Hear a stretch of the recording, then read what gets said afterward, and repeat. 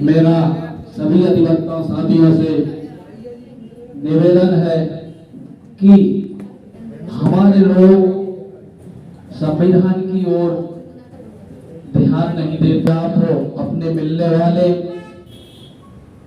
या युवा पीढ़ी के बारे में जब उनको मालूम होगा तो फिर थोड़ा उनका उत्साह भी बढ़ेगा।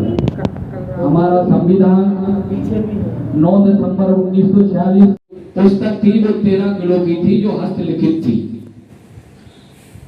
तो मैं आगे बताना चाहता हूं कि संविधान को लोग ज्यादा से ज्यादा अध्ययन करना चाहिए।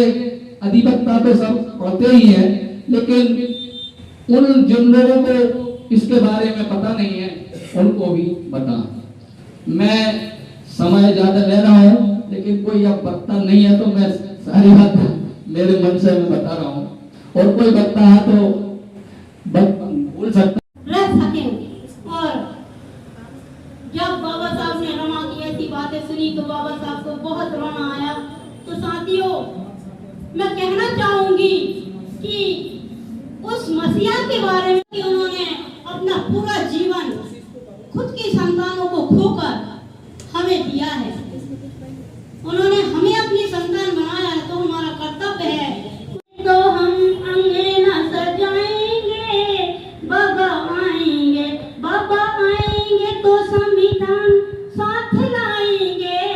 हम अपने बच्चों को खूब पढ़ाएंगे, बाबा आएंगे, बाबा आएंगे तो हम अंगना सजाएंगे, बाबा आएंगे, बाबा आएंगे तो रमा को साथ लाएंगे, रमा को साथ लाएंगे तो वो कर्तव्य भी हम निभाएंगे जो रमा ने निभाए, उन कर्तव्यों को हम निभाएंगे। बाबा आएंगे, बाबा आएंगे तो संविधान साथ लाएंगे, बच्चों को खूब पढ़ाएंगे, बाबा आएंगे तो मैं अंगना सजाएंगे, बाबा आएंगे तो कलम लेके आएंगे, कलम लेके आएंगे तो हम खूब कलम चलाएंगे, बाबा आएंगे, बाबा आएंगे तो हम अंगना सजाएंगे, बाबा आएंगे।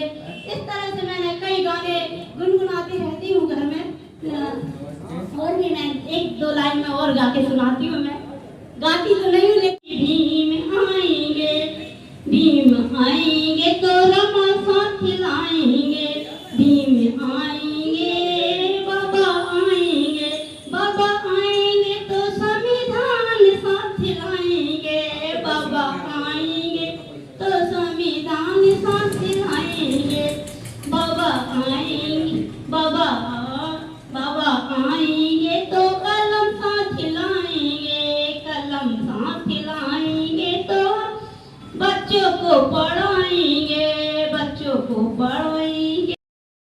के साथी हैं, मुरैना के साथी हैं, ग्वालियर के साथी हैं, तमाम जो हमारा प्रांत है, प्रांत भर में फैले हुए जो हमारे साथी हैं, वहाँ के खास तौर से कार्यकर्ता साथी हैं। कॉमन भीड़ को यहाँ पर नहीं बुलाया गया।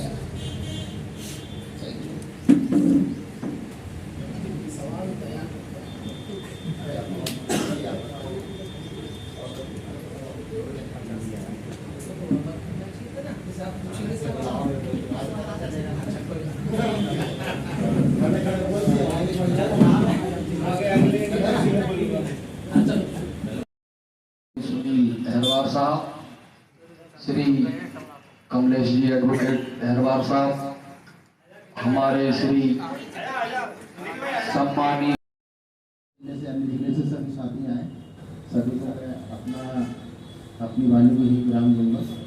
बस एक आत्मनिर्भर में से ये बोलना चाहूँगा कि साथियों, इकट्ठा होकर हम लोग यूनिटी के साथ चलेंगे तो मैं समझता हूँ मंजिल को प्राप्त करेंगे। और हमें अपनी बातों को, अपने अधिकारों को, अपने कर्तव्यों को समझना आवश्यक है। कार्य जो भी अधिवक्ताओं के हैं वो अपने अपने स्तर से सब कर रहे हैं, जिनको जहां मौका इसके माध्यम माध्यम से उन सारी चीजों को रोका जा सकता है जिससे कि पार्लियामेंट या गवर्नमेंट भारत के नागरिकों के विरोध में एक्शन ले रही है। मैं इसका एक रिसेंट उदाहरण आपको दूंगा। अभी इस honourable supreme court of India ने इलेक्ट्रॉनिक बॉन्ड को इलीगल डिक्लेयर किया, अनकॉन्स्टिट्यूशनल डिक्लेयर किया। तो केवल अनकॉन्स्टिट्यूशनल डिक्लेयर करना नहीं है, बल्कि भारत सरकार के द्वारा भारत में सबसे बड़े पैमाने पर किए गए भ्रष्टाचार का खुलासा, और वो आम आदमी को तो मालूम ही नहीं है, क्योंकि electron bond created by the law. So those persons who doesn't know about the law, they feel that the action has been taken by the government. It is correct. No, केवल गवर्नमेंट के किसी भी right को, किसी भी law को अगर scrutiny करने का राइट है तो केवल ऑनरेबल हाई कोर्ट और सुप्रीम कोर्ट के पास है। जो आपने अभी रिसेंट जजमेंट से देखा, जैसे कि गवर्नमेंट के बारे में ये पता चला कि ऐसे लोगों को ही उन्होंने टारगेट किया जिनके माध्यम से उनको बाद में धन लेना था, जैसा कि आपको मालूम है। दूसरी बात मैं आपको और स्पष्ट रूप से बताऊं, आप रिसेंटली भी आज की खबर देख सकते हैं कि गवर्नमेंट ने एसबीआई के ऊपर इतना दबाव बनाकर रखा हुआ है कि आज की तारीख में भी इलेक्शन कमीशन ऑफ इंडिया ने सुप्रीम कोर्ट के ऑर्डर को कंप्लीटली फॉलो नहीं किया है। इसलिए सुप्रीम कोर्ट ने उन्होंने जवाब मांगा है क्यों ना आपके खिलाफ कंटेम्प्ट की कार्रवाई की जाए। तो ये जो संगठन है वो हमारे विद्वान साथियों का संगठन है और भारत के समस्त नागरिकों को उनके कानूनी अधिकार दिलाने के लिए संकल्पबद्ध है।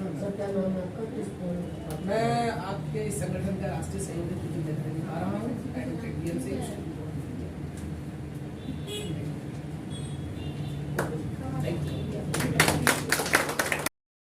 लड़ाई लड़ने के लिए या जो बंदी हुआ करते थे उनकी लड़ाई लड़ने के लिए अधिवक्ता बंधु जो पैरवी करते थे, उसके बाद वो लोग जो है